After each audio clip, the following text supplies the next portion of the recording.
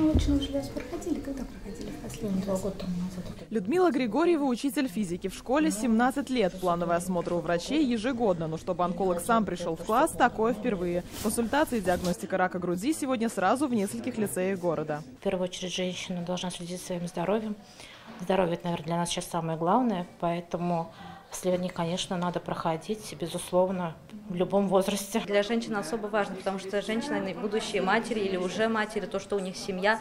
Результат сразу говорят, то, что уже для спокойствия души. Сейчас рак груди на первом месте у женщин среди онкозаболеваний. Но здесь сегодня вердикты врачи не выносили. Главное, по их словам, вопросы профилактики. Как часто проверяться, как снизить риск заболевания и провести самообследование. Рекомендаций не так много, но тем не менее, это безусловно регулярный ежегодный профилактический осмотр. Начиная с 39 лет, чтобы профилактировать рак молочной железы, необходимо кормить грудью, а не переводить ребенка на искусственное питание. Сегодня здесь обследовалось около 100 человек. Всего действенные процедуры, а взамен уверенность в собственном здоровье или возможность узнать о проблеме еще на ранней стадии и получить такую важную для жизни консультацию. Такая акция проходит по программе «Образование против новообразования». Учителя – одни из самых занятых профессий. Консультировать прямо в школах – важная часть проекта. Он будет заявлен в Сочи на финале конкурса «Лидеры России».